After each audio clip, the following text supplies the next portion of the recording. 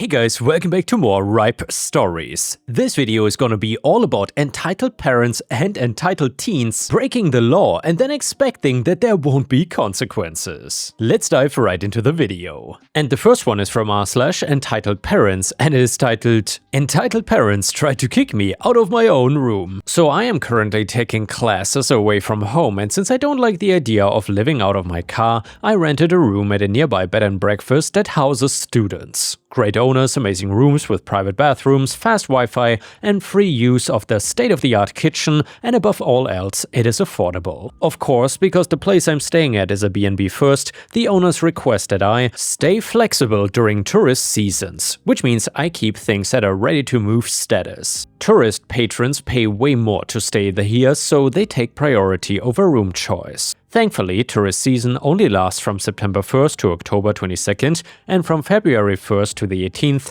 and does not come without compensation. The owners have temporary rooms in their private residence, they call it the retreat, set up for students who have to move for tourists, as well as a contract stating that if any items left in our rooms are damaged/stolen by tourists, it will be fixed and replaced. Well then, it is tourist season again, thanks to the nearby town's winter and Valentine festivals that happen every February. I've been moved once so far, but it was not too bad. The owner called all the students into the common room to explain the room situation for the coming days. Alrighty then, housemate 1 and housemate 2, you're gonna stay the night up at the retreat. OP, you're the lucky one who gets to stay this time. Mind your manners and just do what you do. Well, later that day, I'm playing on my Xbox when I'm caught off guard as my door swings open and a family of 3 pour into my room. The father sets down a couple of luggage bags while the kid starts running around the room. The mother takes one look at me and says, "I was told that you'd be moved out by now. Why are you still here?" I politely tell her that they may have the wrong room and that mine was not selected for patron use. "That is ridiculous. I specifically requested this room. You better leave now or I'll be having a strongly worded conversation with the owner."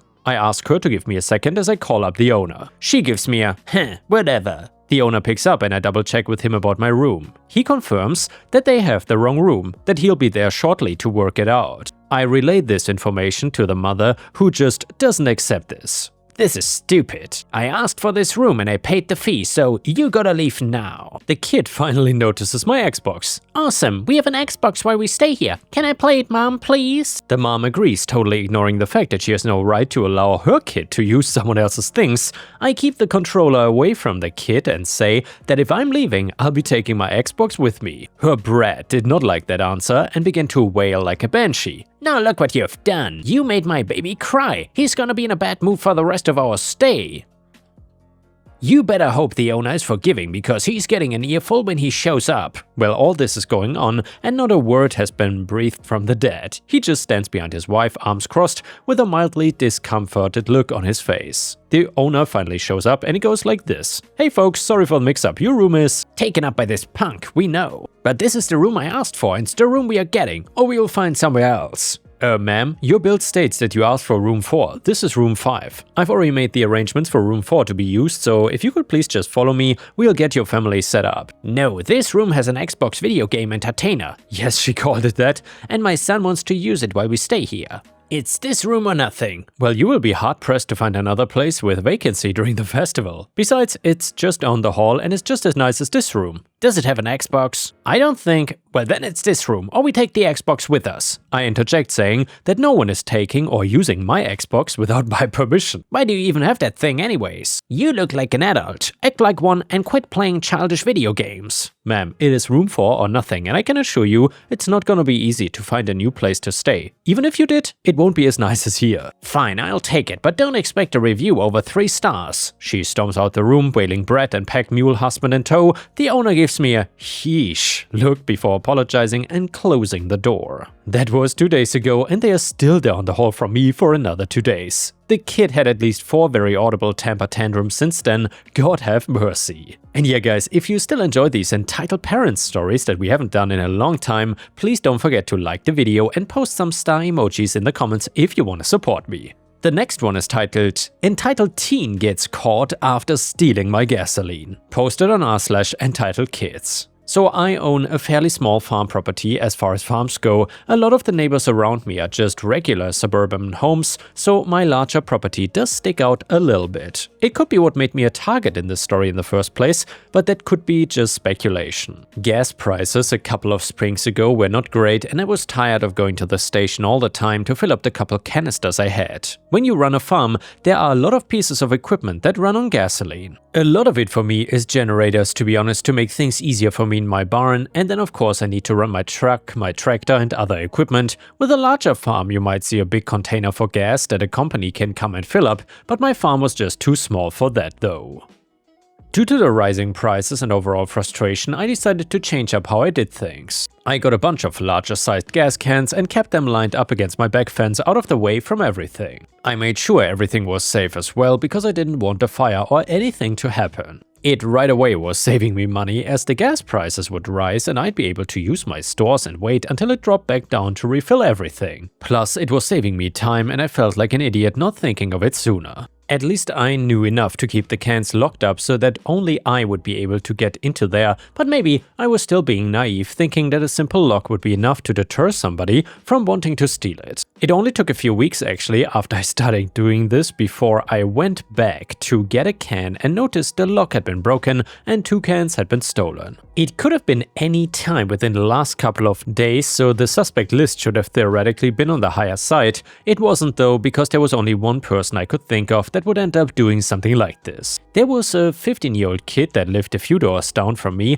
that was known to be trouble. He was entitled and had a kind of big shot attitude to him, especially in front of his friends, wandering around like a big shot and doing small and petty things. He was messing with people, ringing doorbells and all the way up to more serious things like breaking windows. This kid, Paul, just seemed to think that he could do anything he wanted, and part of that was that he had. His mother seemed to be kind of blind to the things her son did and wrote everything off as just boys being boys. When people would come to her telling on Paul or complaining about things he had done, she always seemed to have some kind of excuse for him. Either that she knew her son was a good boy and they must have gotten the wrong person. Or in the case of the broken window, she did give the person the money to repair it but swore up and down to the heavens that Paul must have only done it by accident. She was not a bad person, she just seemed to want to be his friend more than a parent. He was the only kid that I could think of who would be stealing my gasoline. I didn't know why, but at this point I just assumed he was doing it for the thrill. Getting to say that he had stolen from their local farmer and didn't get caught. I knew that going to his mom would end up being totally useless. She would deny that he did it, and without having a lick of proof, I was not gonna get anywhere with her or the police if I decided to file a report. Instead, I had an idea and knew that if he got away with it once and I said nothing, he might come back to the scene of the crime again.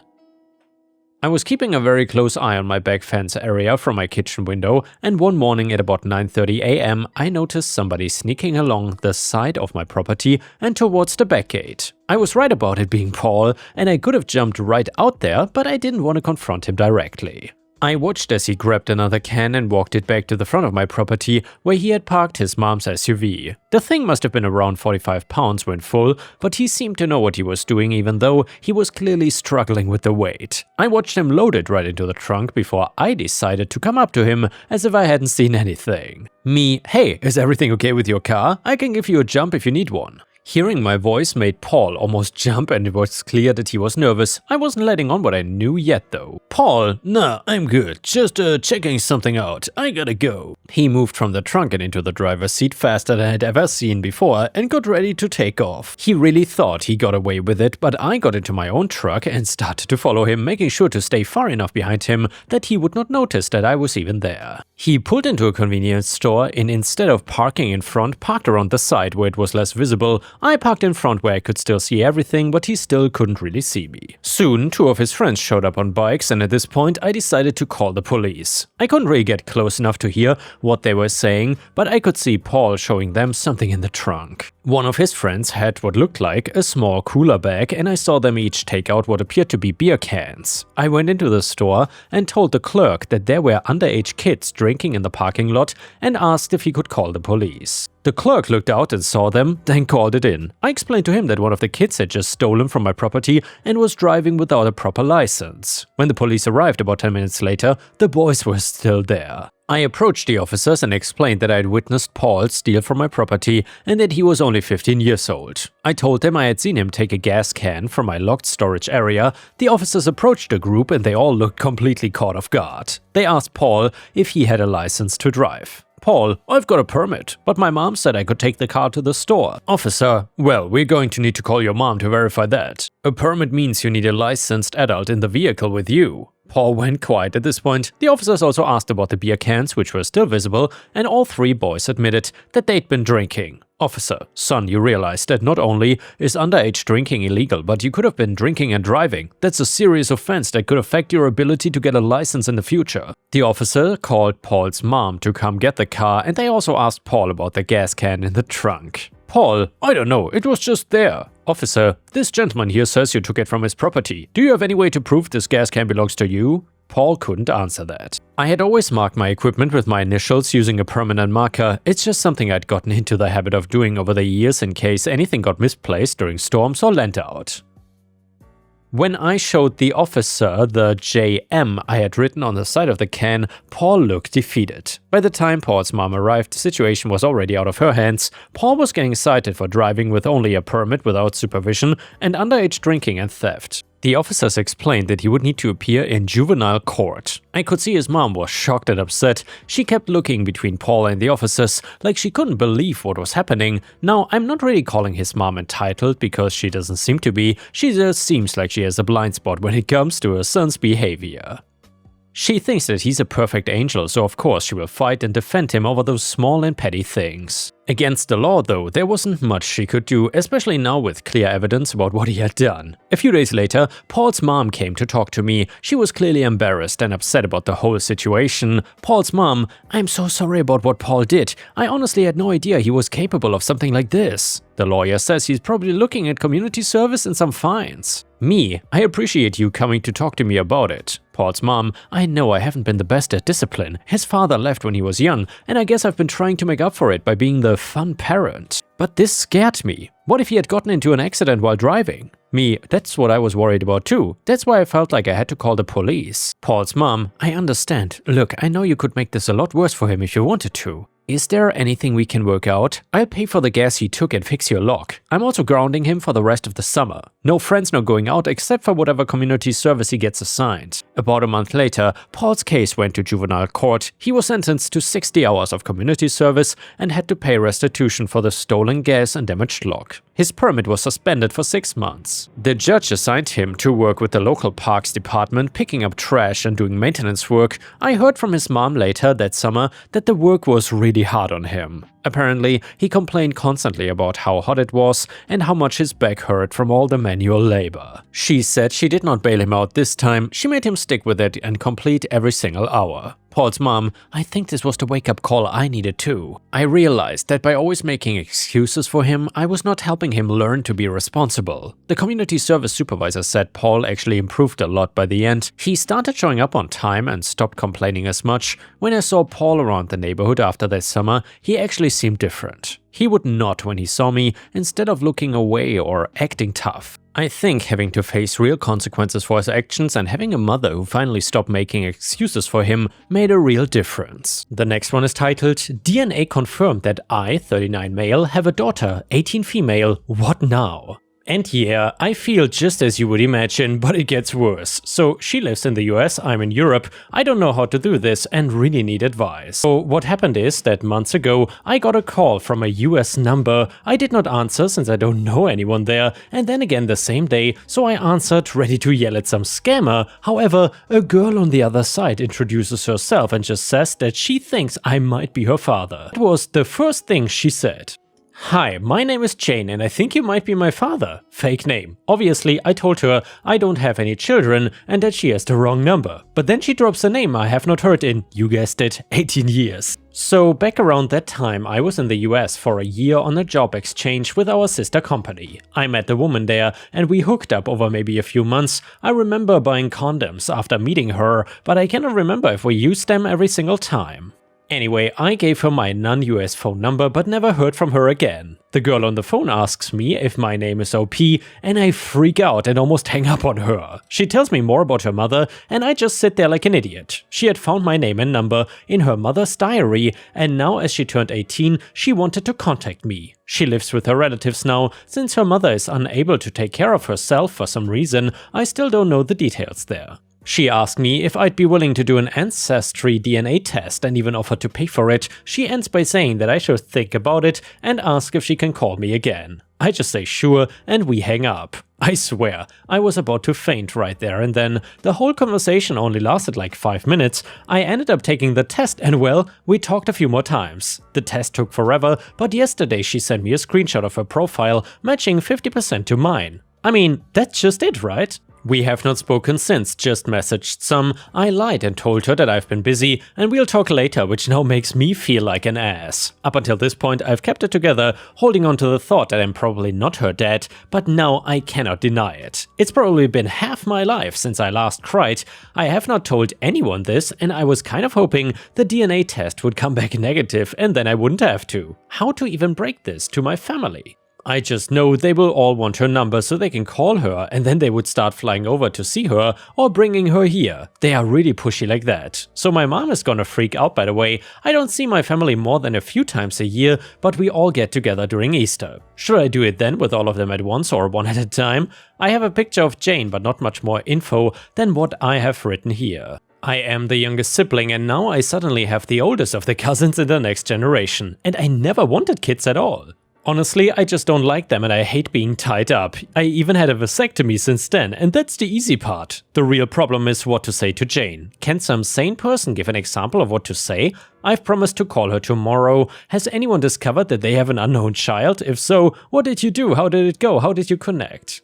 What happened when you met her for the first time? What did your family say? I'm a bit embarrassed by this, but is there any risk of me having to pay child support retroactively? I can probably afford it, but I really don't want to. Added to the story, I apologize for the abomination of a text above. I blame the alcohol. Some seems to have the impression that I and/or my family are wealthy, and this is not the case. I wrote in a comment that knowing my family, they would probably rent a private jet and fly her there. That was a joke commenting on what they would wanna do, not what they would do. No, I'm not wealthy either. In the post I wrote, I can probably afford it, but I really don't want to. And I meant that I would hate to suddenly have something like 10% of my savings left overnight. Just guessing here, no idea what the actual sum would have been. I'm sure anyone here would consider that factor. Anyway, someone said the limit is 3 years back. I did not know that. And yes, I can be an a-hole sometimes, but I'm not some monster. The money question was a question, not the question, and yes, I've had my number for a long time, never had a reason to change it. Anyway, we had our first video call today, and it was a long conversation. I had a list of things to bring up, mostly from suggestions here, so I'm ever thankful for that. Most of it was quite personal for both of us, so I won't write it here. Anyway, it boils down to what we both want to continue to stay in touch and get to know each other. We also want to meet at some point, even if we don't know when yet. Her family knows of me and they will join a call in the future, so I can speak to them as well. I will hold off on telling my family for a while, but I will probably tell them one at a time. And now we got an update to the story from August of 2024. Hello everybody, it was really interesting to read about other experiences in the comments and DMs. It's crazy what DNA tests have done in recent times. Some wrote that Jane is probably just a kid looking for her roots, and you were absolutely right. I've been getting a steady stream of DMs since my last post. Most have been nice, just asking for an update. However, there were also the absolute nutcases who cannot read and told me to drown myself. Hi to you too. Jane and I continued to talk after my last post. Mostly about her life, her mother, the family trees, etc. I never thought I would connect with her like I did. She is a very intelligent and mature young woman. My family knows now, and it went better than expected. My mom and sister still went a bit ape crap, but my dad knocked them out with a large club he always carries with him. To the nutcases, no, that last bit did not actually happen. Funny thing, my brother-in-law actually distracted my mom by reminding her that she has made sweaters for all the other grandkids, but now she is behind on one. All of them understandably wanted to call her, but my daughter, yes, it's pretty cool to be able to say that, and I had already planned to have that call the following day. And it really went well. We all made introductions, explained everything that had happened, and that we planned for me to meet her by myself before anything. And guess what? We did meet. I flew for over a 10-day stay since I'm on leave and she's working during the summer. That way we could hang out in the evenings and weekend and I could go full tourist during the day. It was just surreal from the start. I landed at the very same airport I left from almost 2 decades ago and she was there to meet me together with her aunt. I cannot describe in words what it was like to hug her for the very first time. I had seen her many times in video calls, but she was just so beautiful in real life, I started crying. I met so many people in the first couple days, I cannot remember the names of half of them. I gave her the sweater from my mom, a hand-drawn family tree from my niece, and a gift I made myself, but I won't tell what that one was. Anyway, while I still don't agree with the Georgia weather, I had a blast during the days just walking around town. I went to Jane's workplace almost every day and pretended to be a regular customer, and we had lunch and dinners either alone or with the rest of her mother's side of the family. All of them were so nice and welcoming to me. I visited their house every day but chose to stay at a hotel since I didn't want to be a bother or impose myself too hard on Jane's life. Obviously, Jane and I talked a lot about anything and everything, but mostly about her upbringing and her mom. I mentioned in the previous post that her mother was not able to care for Jane. I did not press that subject much at first, but it was unavoidable after a while. I won't get into all the details, but her mother is sick and has lost some cognitive functions. She recognizes Jane and some family members well enough, others not so much. We went to visit the facility where she lives, and Jane introduced me by name and not as her father. She sadly did not recognize me, so I stayed in the background for the remainder of our stay. Seeing a woman not much older than myself in such a state was a somber experience, so yeah, that was me rambling a bit about what happened after my last post. There was obviously a lot more, but most of it is deeply personal and emotional,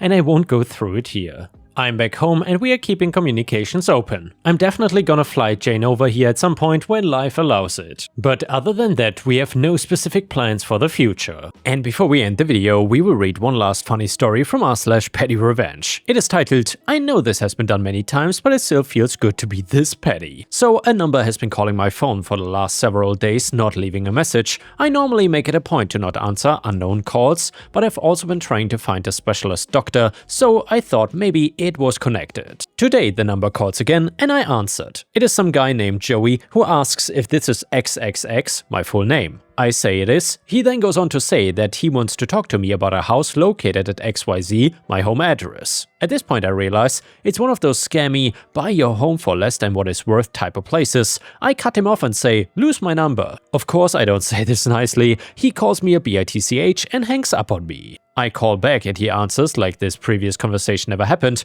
I tell him how dare he call me about a scam and then call me a bitch and hang up and tell him I'm gonna report him to the State Real Estate Commission. He again calls me a bitch and then hangs up. Well, let me tell you, not only did I report him, I signed his number up for Scientology, Faith Ministries, Orcan Pest Control and Finder, healthcare.gov, etc. In all of the signups I selected prefer a phone call. In the Scientology and Faith Ministries, they wanted a reason for the need, and I wrote that I've been working in a scammy industry and I feel I need to get back on the right path and leave this way of life. And yeah guys, that is certainly brilliant petty revenge. I hope you enjoyed today's video and I will see you again tomorrow.